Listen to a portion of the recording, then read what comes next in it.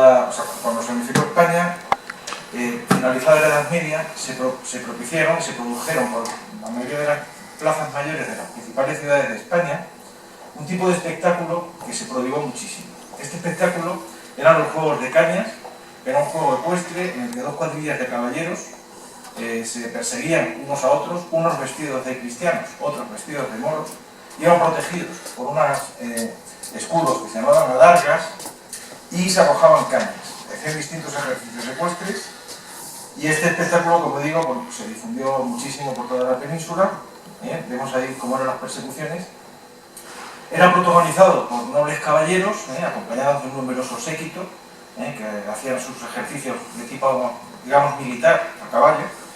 Y dentro de estos juegos de cañas se hacía también el juego del toro. Los caballeros nobles, auxiliados por sus lacayos, por sus criados o chulos, rejoneaban al toro y lo mataban y eran auxiliados, como digo, cuando eran descabalgados por sus lacayos.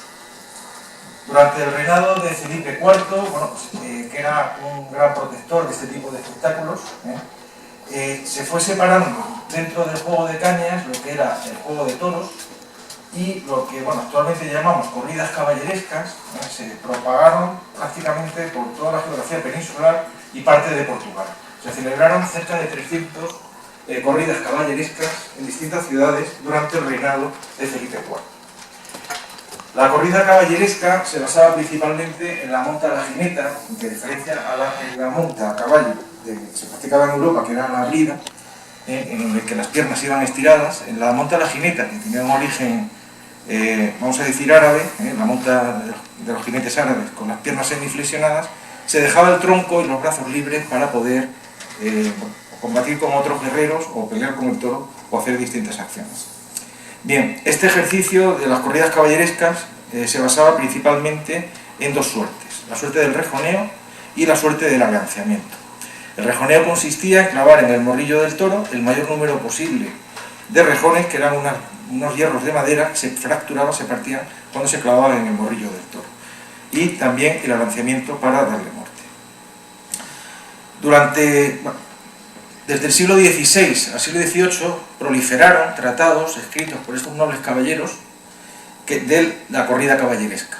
Son los llamados tratados del arte de la jineta o el arte de torear a caballo, y, como digo, fueron abundantísimos y describían las distintas suertes que había que realizar dentro de una ética militar o caballeresca. Bien, como dije anteriormente, se basaban principalmente en dos suertes o ejercicios: la suerte del rejoneo y la suerte del alanceamiento.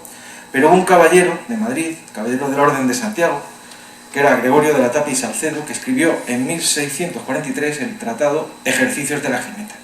En este tratado propone suertes nuevas, como por ejemplo la forma de lazar los toros, para que los caballeros lazaran los toros, un determinado estilo. También la forma de desjarretar, de cortar o seccionar los tendones flexores de las patas traseras de los toros, para que el toro se derribara y fuera más fácil sacrificarlo. También el toreo con espada, y se le ocurrió también una suerte nueva: el toreo con vara larga.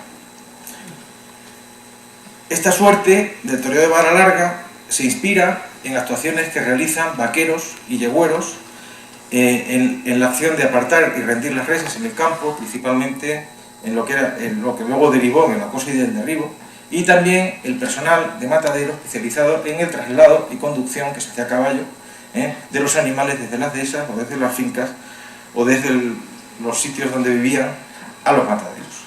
Se planteaba esta suerte de la vara larga de tres formas: cara a cara, al estribo y a ancas vueltas. Hubo diferentes tratados posteriores, también durante el siglo XVII, sobre la suerte de la vara larga, como este tratado de la Jineta de Sevilla de 1678, donde se recibía el caballo con la vara larga desde la propia salida del toril. Vemos distintas opciones. Y comentar que ya a finales del siglo XVII, principalmente en la Plaza Mayor de Madrid, se dividió en dos la corrida caballeresca. En la función de tarde se hacían ejercicios en los que participaban principalmente nobles caballeros, y se practicaba el rejoneo y el alanceamiento en presencia del rey, con asistencia real, y entonces los nobles acudían siempre por la tarde porque venía el rey. Por la mañana, los protagonistas de lo que era la suerte de la vara larga de detener, que era la suerte en la que se basaba este espectáculo, pues era personal, vamos a decir plebeyo, que era mucho más experto en la doma del caballo y en el manejo del caballo, principalmente gente que trabajaba en condición de ganado o yegüeros o vaqueros de las explotaciones. En Madrid, por ejemplo, se llegaban a matar en los festejos de la mañana hasta 20 toros o incluso más, lo que era la suerte de la vara larga, la función de barilargueros. Bien, la dinastía de los Austrias dio paso a la dinastía de los Borbones en el siglo XVIII. La dinastía de los Austrias, pues hay muchos reyes que fueron muy aficionados a los juegos de cañas y posteriormente a la corrida caballeresca y que incluso participaron en este tipo de espectáculos, y la dinastía de los Borbones, bueno, pues no fue tan aficionada en sus comienzos, porque tiene un origen francés. Y bueno, comentar que el primer rey de la dinastía de los Borbones, Felipe V, nacido y criado en Versalles, es nombrado rey cuando tiene 18 años de edad y se traslada de París, sin hablar todavía español, a Madrid. Y durante su reinado, los festejos, las corridas caballerescas que se celebraban en la Plaza Mayor de Madrid, pues se redujeron prácticamente a 3. O sea, reinó hasta 1746 y solamente en 3 se celebraron 3 funciones durante su reinado. Era partidario de otras formas de diversión para la corte, para los nobles caballeros que participaban en la función de tarde, y bueno, pues esto tuvo mucho que ver posteriormente en el nacimiento de la corrida de toros. Podemos ver, bueno, en esta imagen vemos distintos momentos de la Plaza Mayor de Madrid con corridas caballerescas, y vemos abajo, en el gráfico del tiempo, las distintas corridas caballerescas que se celebraron. Vemos cómo van reduciéndose, la última en 1846. En 1970 se celebró organizado por el Círculo de Bellas Artes de Madrid, un certamen medieval, en el que participaron los hermanos Peralta, con 4 toros, y se lidiaron a la antigua usanza, pero vamos, prácticamente la corrida caballeresca desapareció en 1846. Por tanto, el caballero rejoneador, ya a finales del siglo XVII, va siendo sustituido por el barilarguero, una persona que pertenece al pueblo y que, a diferencia de los rejoneadores, que eran nobles toreadores, cobra por torear, ya son toreros. Hay una diferencia ahí importante de matiz. Bien, con relación a la evolución de la lidia, bien, esto es una escala temporal. Vemos los 4 siglos en los que tenemos lo que podemos considerar la lidia o la corrida de toros desde su origen. Entonces podemos hablar de corrida de toros a partir del momento en que se juntan 2 elementos: el barilarguero de finales del siglo XVII con la actuación del matador, el espada, que mata a pie al toro, a pie firme, cara a cara, ayudado de una espada. Se atribuye, bueno, pues a Francisco Romero de Ronda, sobre el año 1720, ser el primero en matar un toro a estoque, aunque también hay quien lo atribuye a Manuel Bayón, el africano. No está claro quién de los dos. Manuel Bayón sí inventó la muleta en 1720 y la estrenó en San Roque, en la Plaza de Toros de San Roque. Y bueno, comentar que Juan Romero, bueno, que hijo de Francisco Romero de Ronda, se le atribuye la creación de la cuadrilla en la cual participan los distintos lidiadores de a pie y el director es el matador. Bien, posteriormente Joaquín Rodríguez Costillares, a mediados finales, la segunda mitad del siglo XVIII, divide la lidia en 3 tercios, tercio de varas, tercio de banderillas y tercio de muleta y muerte, y en 1778 un barilarguero, un picador, José Daza, crea el primer tratado del arte del toreo de la época, que ya, como digo, fue escrito por un barilarguero. Segundo tratado ya fue escrito por un matador de toros, por el diestro José Delgado Peteillo, que se titulaba La tauromaquia o arte de torear, y es escrito en 1796. Hay un periodo donde hubo una prohibición de toros entre 1805 y 1810, principalmente una prohibición de Felipe IV, y comentar que en 1836 el diestro Francisco Montes Paquiro cambia la historia del toreo. Escribe su tratado La tauromaquia completa, y a partir de este tratado hay un antes y un después en lo que es la lidia. Es un tratado que cambió las relaciones entre los matadores, pasaron a ser directores no solo de la cuadrilla de a pie, sino también del barilarguero o picador. El picador pasó a estar supeditado al control del matador. Posteriormente, bueno, ya con el espectáculo muy popularizado por toda la geografía peninsular, un político reformista, Melchor Ordóñez, siendo delegado del gobierno, primero en Cádiz, bueno, pues en Granada y en distintas plazas de toros, creó el primer reglamento taurino, las primeras normas que son dictadas para cada plaza de toros, por los delegados del gobierno de las principales provincias taurinas. Bien. Posteriormente, en 1917, el Ministerio de la Gobernación, que sería equivalente al Ministerio de Gobierno actual, de Interior, establece el primer reglamento de ámbito nacional. O sea, los reglamentos de plaza son sustituidos por un reglamento de aplicación en todo el territorio nacional. Esto es sustituido por el reglamento de 1923, posteriormente 1930, 1962 y en el año 1991 se promulga la Ley Taurina por parte del Ministerio de Interior, que es desarrollada por un reglamento de 1992 que es actualizado en el año 1996. Bien. Por tanto, en el periodo comprendido entre 1917 y 1992, en toda España solamente hubo un único reglamento vigente en cada momento.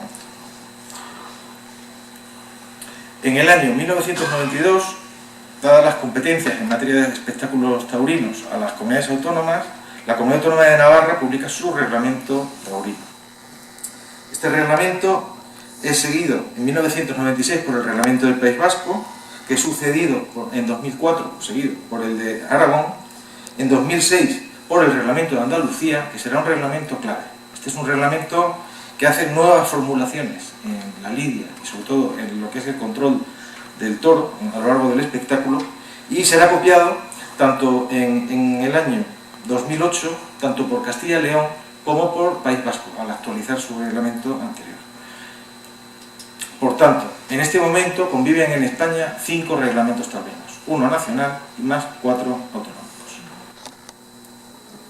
Bien, con relación a la evolución, voy a dividirla en 3 periodos. El primer periodo abarcaría desde comienzos de la lidia, principios del siglo XVIII, hasta 1836.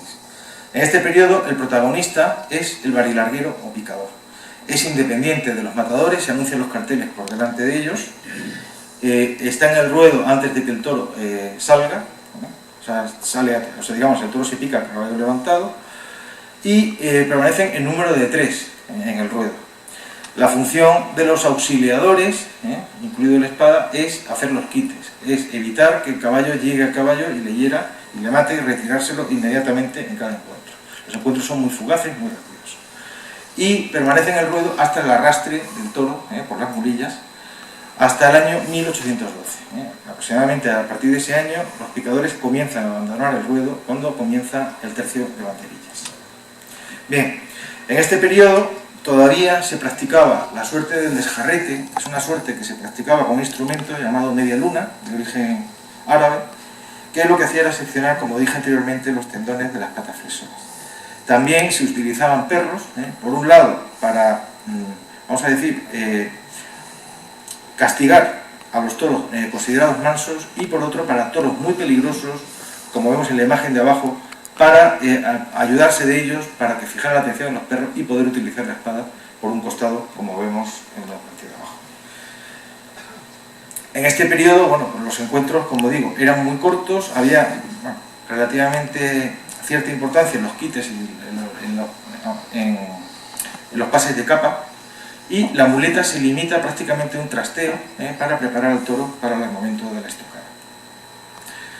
El reglamento, como dije, el siguiente periodo abarcaría entre 1837, tras la publicación de la tauromaquia completa de Paquiro, hasta el año 1928, en que se instaura el peto. Este periodo se caracteriza en que el matador, bueno, aparte de adoptar cierta vestimenta, la montera, en honor a Francisco Montes Paquiro, que era su gorro, que utilizaba él, y el traje de luces, etcétera, etcétera, etcétera, una serie de innovaciones que introdujo Paquiro, el picador pasará a depender del matador y actuará a sus órdenes. En esta época, bueno, pues destaca el sevillano Francisco Arjona Cúchares, que amplió la utilización de la muleta no solamente al trasteo para preparar al toro para matar y a la mano derecha, sino que la amplió para la utilización con la mano izquierda. Con lo cual, bueno, pues el arte del toreo recibe en su honor el nombre de el arte de Cúchares. Era una época en la que se producían bastantes bajas de caballos, porque en el momento en que los picadores pasan a depender del matador, los caballos ya no son del picador y viajan con él a todos los sitios, sino que son aportados por las empresas. Y al no estar familiarizados los picadores con los caballos, que además solían ser caballos de desecho, pues la suerte, vamos, mueren muchos caballos en el ruedo. El diestro, el califa cordobés, Rafael Guerra Guerrita, también, bueno, pues incrementó todavía más, digamos, el drama, bueno, la época trágica, ¿no?, de los caballos en el ruedo, porque decía a sus picadores que dejaran que el toro llegara al caballo y incluso que se embelesara. Decía que se embelesara porque quería un toro con una embestida muy templada, lo más templada posible. Entonces quería que el toro se quedara ahí. Todavía se practica la suelta de perros de presa, que ya a finales del siglo XIX deja de practicarse, y la lucha con otros animales que se hacía en las plazas de toros se realiza hasta 1917. Era bastante popular relativamente la lucha con leones, de toros con leones, con leopardos, con tigres, bueno, y también con elefantes. En esta época, comienzos del siglo XX, la época de Joselito y Belmonte, todavía los toros se puntúan por el número de puyazos, el número de caídas de caballos o derribos y el número de caballos muertos. En 1926, bajo la dictadura del general Primo de Rivera, se crea una comisión para proteger a los caballos de la acometida de los toros por lo cruenta que era la suerte de varas de entonces. Hubo denuncias de las sociedades protectoras de animales y, bueno, gran parte de la sociedad, y el general Primo de Rivera creó una comisión para buscar una solución. De esta comisión saldría lo que actualmente es el peto. Y a partir de 1927 los caballos de picar no están en el ruedo desde que sale el toro, sino que salen cuando ha sido recibido, lanceado, fijado y parado. Comando el presidente. Y bueno, también comentar que las banderillas de fuego, que eran unas banderillas, vamos a decir, con una especie de explosivos o petardos, que se prendían con una mecha y que se clavaban en el toro, y cuando la mecha llegaba a su sitio, pues la banderilla explotaba. Bueno, desaparecen definitivamente en 1950, aunque hubo un periodo intermedio que estuvieron prohibidas y luego se volvieron a usar. Y la protección del caballo, el peto protector, se instaura en 1928, con muchísima crítica, principalmente por parte de los picadores. Posteriormente se le acoplan debajo del peto la ropa interior del caballo, los manguitos protectores, que, bueno, aunque se empiezan a usar ya en los años 70 y 80, no se legalizan hasta el año 1992. Entramos ya, por tanto, en la etapa actual, caracterizada principalmente por el peto. Bien,